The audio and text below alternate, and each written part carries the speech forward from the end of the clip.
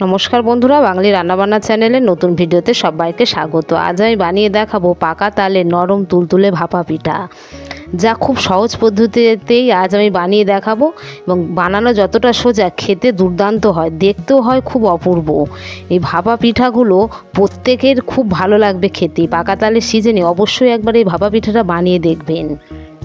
ভাপা পিঠা কীভাবে করছি আমার এই ভিডিওটা শেষ পর্যন্ত দেখার অনুরোধ রইল। এই পিঠা বানানোর জন্য আমি এখানে 1 বাটি তালের রস নিয়েছি। এবার গ্যাসে আমি কড়া আগে থেকে গরম করতে বসিয়ে দিয়েছি। এবার কড়ার মধ্যে তালের রসটাকে দিয়ে দিচ্ছি।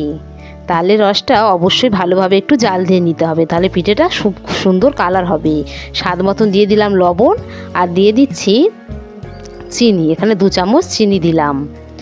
এবার ভালোভাবে এটাকে নেড়ে চেড়ে তালটাকে জাল দিয়ে নেব। তাহলে যে কোনো রেসিপিতে অবশ্যই তালটাকে একবার জাল দিয়ে নেবার চেষ্টা করবেন, তাহলে খেতেও সুন্দর হবে এবং তালের যে কোনো জিনিস বানালে তার রঙটাও খুব সুন্দর হবে। তালটাকে কিছুক্ষণ এইভাবেই নেড়ে চেড়ে ঘন করে নিয়েছি। এবার এখানে দিয়ে দিচ্ছি ছোটো বাটির 1 বাটি সুজিটাকে দেওয়ার পরে সঙ্গে সঙ্গে এটাকে একটু নেড়ে চেড়ে নেবো, নাহলে সুজিটা দলা পাকিয়ে যেতে পারে। আমার এই পদ্ধতিতে একবার ভাপা পিঠাটা বানিয়ে দেখবেন, এতটাই নরম হয় খেতে, 1 থেকে 2 দিন একইভাবে এভাবে নরম থাকবে। আর দিয়ে দিচ্ছি যে বাটির মাপে তালের রস দিয়েছিলাম, সেই বাটির মাপ করেই ময়দা দিয়ে দিলাম। এইরকম নতুন নতুন রেসিপি পেতে আমার চ্যানেলে যদি নতুন হয়ে থাকেন, চ্যানেলটিকে একটা লাইক সাবস্ক্রাইব করে রাখবেন, তাহলে পরবর্তী নতুন ভিডিও সহজে আপনাদের কাছে পৌঁছে যাবে। ভালোভাবে নেড়ে ছেড়ে একটা শুকনো মাখা করে নিয়েছি।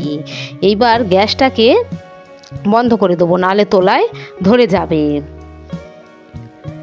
গ্যাসটাকে বন্ধ করে দিয়েছি। এবার এটাকে একটা পাত্রে তুলে হালকা ঠান্ডা করে নেব। একটা পাত্রে তুলে হালকা ঠান্ডা করে নিয়েছি। এবার এটাকে চটকে চটকে ভালোভাবে মেখে নেব। তালের বিভিন্ন রকম রেসিপি তো খেয়েছেন, একবার তালের এই ভাপা পিঠাটা বানিয়ে দেখবেন, খুবই সুন্দর লাগবে খেতে। তালের সিজন শেষ হয়ে যাবার আগেই অবশ্যই প্রত্যেকে একবার বানাবেন এবং কেমন হয়েছে কমেন্টে আমাকে লিখে জানাবেন। ভালোভাবে চটকে চটকে থাসাটা করে নিতে হবে, তাহলে পিঠেটাও নরম হবে এবং ফাটবে না। মাখাটা করে নিয়েছি। এবার এদিকে কড়াটা পরিষ্কার করে গ্যাসে আবার বসিয়ে দিয়েছি। দিয়ে দিচ্ছি এখানে নারিকেলের কুড়ো। আমি একটা বড় নারিকেলের কুড়ো নিয়েছি। এবার দিয়ে দিচ্ছি 1 বাটি চিনি। এবার ভালোভাবে এটাকে নেড়ে চেড়ে ছাই মেরে নেবো। এই তালের সিজনে এই পিঠাটা বানিয়ে একবার দেখবেন, বাড়ির প্রত্যেকের খুব পছন্দ হবে এবং খুব সহজে এটা বানিয়ে নেওয়া যায়। দিয়ে দিচ্ছি একটা তেজপাতা, তাতে খেতেও ভালো লাগবে, আর 2টো গোটা এলাচ ফাটিয়ে দিয়ে দিলাম। ছাই মেরে নেওয়ার পরে তেজপাতাটাকে তুলে ফেলে দিতে হবে। কিছুক্ষণ এইভাবে নেড়ে ছেড়ে নেবো যতক্ষণ না চিনিটা গলে যাচ্ছে।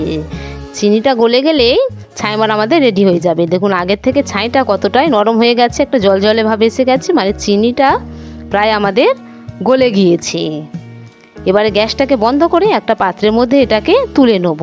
এবার চলে আসছি মাখাতে। মাখাটা এবার রুটির মতন বড় বড় লেচি কেটে নেবো। যেইভাবে আমরা বাড়িতে রুটি বানাই ওইভাবেই লেচিগুলোকে কেটে নিতে হবে। সবকটা লেচি কেটে নিয়েছি। এবার এখানে একটা বেলেন কাটে নিয়েছি। একটা লেচি ভালোভাবে গোল করে দিয়ে দিলাম, আর উপরে একটু ময়দা ছড়িয়ে নিচ্ছি। নিয়ে এবার রুটির মতন বেলে নেবো, তবে খুব বেশি পাতলা করব না। ভাপা পিঠার খোলটা খুব বেশি পাতলা হয় না, একটু মোটা থাকে। তাই যেভাবে রুটি বানাই বাড়িতে, তার থেকে একটু মোটা অবস্থাতেই রাখবো। এবার এখানে একটা স্টিলের গ্লাস নিয়েছি। এইভাবে গোল করে করে কেটে নিচ্ছি।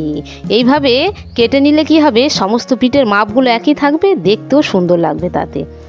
এবার বাকি অংশটাকে তুলে নিলাম। এটাকে পরে আবার বানিয়ে নেবো। এবার অল্প অল্প করে ছাই প্রত্যেকটা মধ্যে দিয়ে দিচ্ছি। সবকটা দিয়ে দিয়েছি। এবার একটা পিঠে বানিয়ে দেখাচ্ছি, দেখুন। এভাবে মুখটাকে মুড়ে নিলাম। সমস্ত মুখটাকে ভালোভাবে চেপে চেপে মুড়ে নিতে হবে, না হলে কিন্তু ভাপানোর সময় এটা খুলে যেতে পারে। এবার একটু আমি ডিজাইন করে দিচ্ছি। এইভাবে চেপে চেপে মুখগুলোকে মুড়ে দিচ্ছি, তাতে দেখতেও ভালো লাগবে। এটা এমনি চেপেও ভাপিয়ে নেওয়া যায়, আমি একটু ডিজাইন করে দিলাম তাতে দেখতে সুন্দর হওয়ার জন্য। দেখুন কি সুন্দর হয়েছে দেখতে, এবং বানানো খুবই সোজা, প্রত্যেকেই বানাতে পারবে। তবে অবশ্যই মুখগুলোকে একটু ভালোভাবে চেপে দিতে হবে, যেন ভাপানোর সময় না খুলে যায়। এবার একটু একটু করে চেপে এইভাবে মুড়ে দিলে একদম পিঠে রেডি হয়ে যাবে। এই পিঠেগুলো খুব কম সহজে বানিয়ে নেওয়া যায়। প্রত্যেকটা পিঠে আমার একইভাবে বানানো হয়ে গিয়েছে। দেখুন দেখতে কতটা সুন্দর হয়েছে তা দেখেই বোঝা যাচ্ছে। এবার গ্যাসে আমি এদিকে আগে থেকে খানিকটা জল গরম করতে বসিয়ে দিয়েছি। এবার জলের মধ্যে একটা ছিদ্রযুক্ত পাত্র বসিয়ে দিলাম। এবার একে একে পিঠাগুলোকে দিয়ে দেবো। ছাড় করে দিয়ে দিয়েছি। এবার ঢাকা দিয়ে কিছুক্ষণ ভাপিয়ে নেবো। মাঝে একটু ঢাকা খুলে দেখে নেবো পিঠেগুলো রেডি হয়ে গেছে কিনা। ফিরে আসছি কিছুক্ষণ পরে, মাঝে ঢাকা খুলে দেখে নিয়েছিলাম। দেখুন পিঠের কালারটা কতটা সুন্দর হয়েছে, দেখে বোঝা যাচ্ছে পিঠে একদম রেডি। হাত দিয়ে চাপছি, শক্ত হয়ে গেছে, মানে পিঠে একদম রেডি। এবার একটা পাত্রে তুলে নেবো। তবে অবশ্যই ঠান্ডা করে নেবার পরেই পিঠেগুলোকে ছাড়িয়ে নিতে হবে। কতটা দারুণ হয়েছে আর কতটা নরম তা দেখেই বোঝা যাচ্ছে। এবং দেখলেই যেন মনে হয় খেতে ইচ্ছে হবে। তালের ভাপা পিঠা তো প্রত্যেকে অবশ্যই খেয়েছেন, তবে এইভাবে একবার বানিয়ে দেখবেন। হয়ে গিয়েছে আমার তালের ভাপা পিঠা রেসিপি। ফিরে আসছি পরবর্তী নতুন ভিডিও নিয়ে।